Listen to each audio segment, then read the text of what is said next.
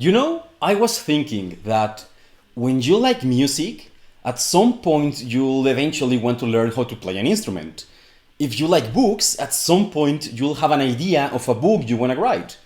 If you like video games, at some point you'll want to learn how to code. And in general, when you enjoy a form of art, you'll want to make more of that art. Because when you find beauty in something, you want to make more of that something. But what happens when you like learning?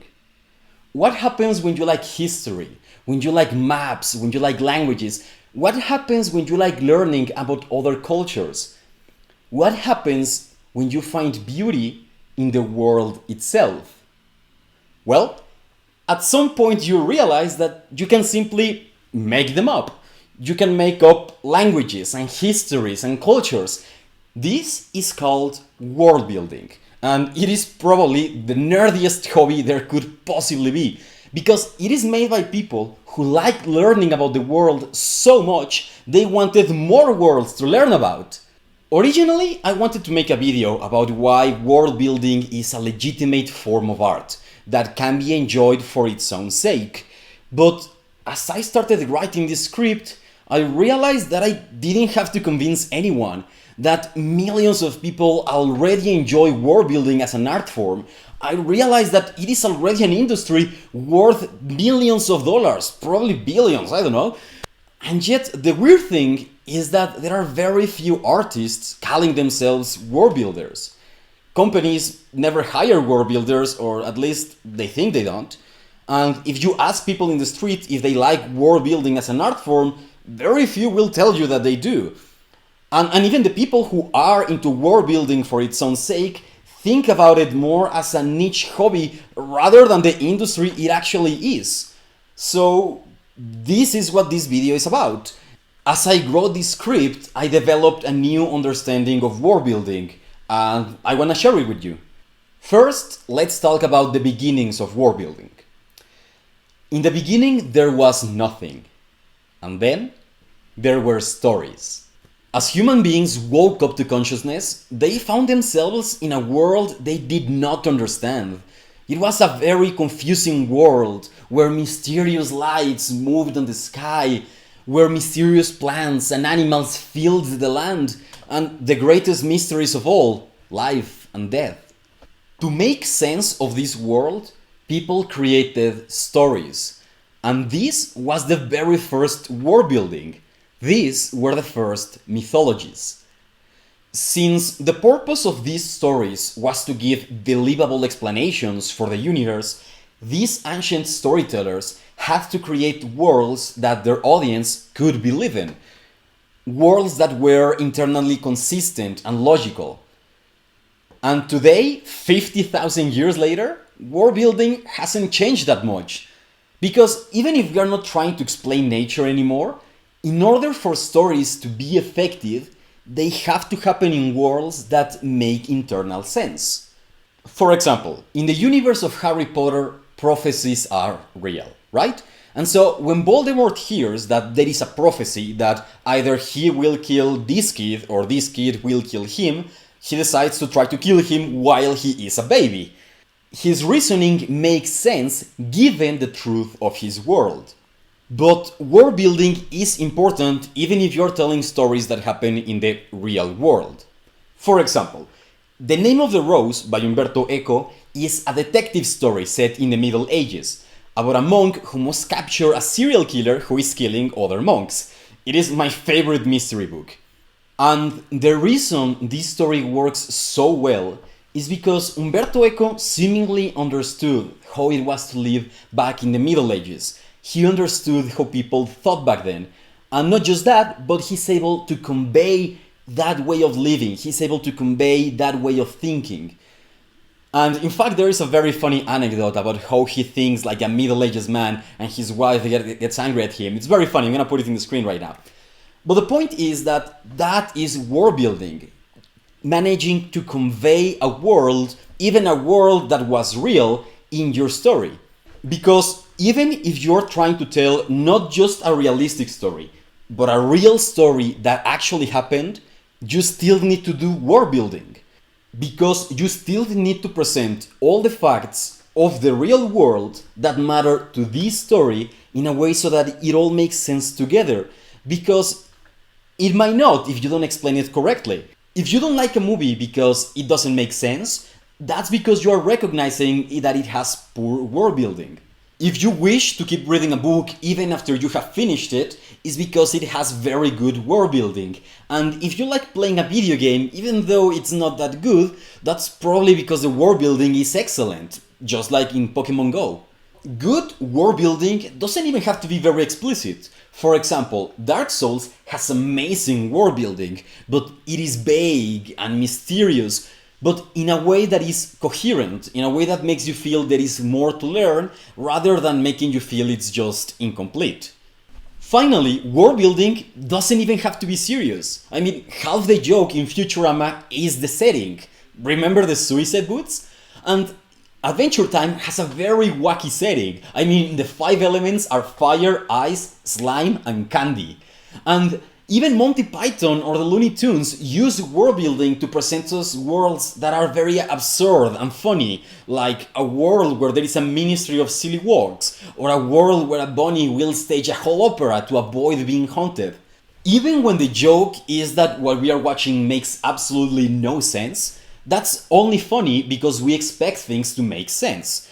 The absence of world building can be comedy. That's why terrible serious movies can be excellent comedy movies, like The Room. But still, if you want to make comedy on purpose, it is still useful to know the rules so that you can break them in an effective way. That's why no one expects the Spanish Inquisition. So, all of that was world building in the purpose of telling stories. But world building can be interesting for its own sake. All you need is to be nerdy enough about something, anything. So, let's talk about sports. Sports have stories. Stories of underdogs, stories of heroes, of dreams coming true and dreams not coming true. And millions of fans enjoy all of these stories. But millions of fans also enjoy the building blocks of these stories, the players themselves, and they use statistics to quantify their abilities. How many home runs they've made, how many assists, how many points, how far they can throw the thing, how precisely they can throw the thing into another thing, that sort of stuff. And at some point, when looking at all of these numbers, they realize that maybe two players complement each other's abilities very well, but they don't play in the same team, and so you start to think, well, wouldn't it be cool if they did? Or maybe you realize that two players would be perfect rivals for each other, but they have very rarely played against each other. And this is why sports fans created fantasy tournaments, where they take real-life players from real-life teams and they use them to create their own made-up teams. And then they take results from the real world and use them to create the results of their own made-up tournaments, where they often bet money. And this is the essence of world building. Betting money. No, I mean, taking elements of the real world and combine them in some new way. Which is just what George Lucas did with Star Wars. He took samurai movies and Eastern philosophy and he combined them with the cowboy stories and the science fiction stories that he grew up loving, creating one of the most popular stories of all time. Plenty of people went to see Star Wars in 1977. They saw it in the movies, they enjoy it, and they move on. But what made Star Wars iconic were all those people who did not move on. They could not have enough. But enough of what? Of the plot? The characters? The special effects? Of course not. They could not have enough of the world of Star Wars, of this new universe. There were mentions of Clone Wars, of ancient religions, of genocides. There were hints of Stoic philosophy and deep mysticism. These people had probably seen all these elements in real life before, but when they saw them all together into a single, consistent, and vast world, it was beautiful.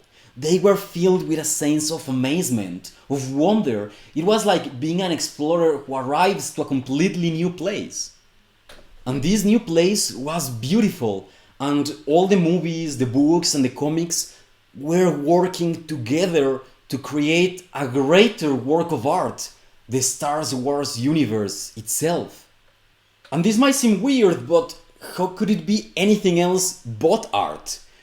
Once you consume the Star Wars media and you understand what the Star Wars universe is, it becomes appealing by itself, and you don't need any other work of art to appreciate it. And sure, you can consume more media and expand your perception of this universe, but once you have extracted the Star Wars universe, you can extract more media from it, like drawings or cosplay or even fanfiction. In other words, once you have extracted the world building from a piece of art, you can extract more art from the world building. In this sense, world building is like a meta art. It comes from art and it is a source of art itself. The idea of world building being art is admittedly very weird. I mean, it is a form of art that is transmitted with other forms of art, but that it exists only as ideas, as concepts. It is not something tangible. And there's something very platonic about this. So let's talk about Warhammer, the SCP Foundation, and Magic the Gathering. The SCP Foundation is a collaborative writing website where people can write the documents of a shady organization, Men in Black style. And this organization deals with aliens and magic and other paranormal stuff. Now, granted, many of the entries in the SCP Foundation tell stories, sure, but it is one of those rare cases where the stories are in service of the world building and not the other way around.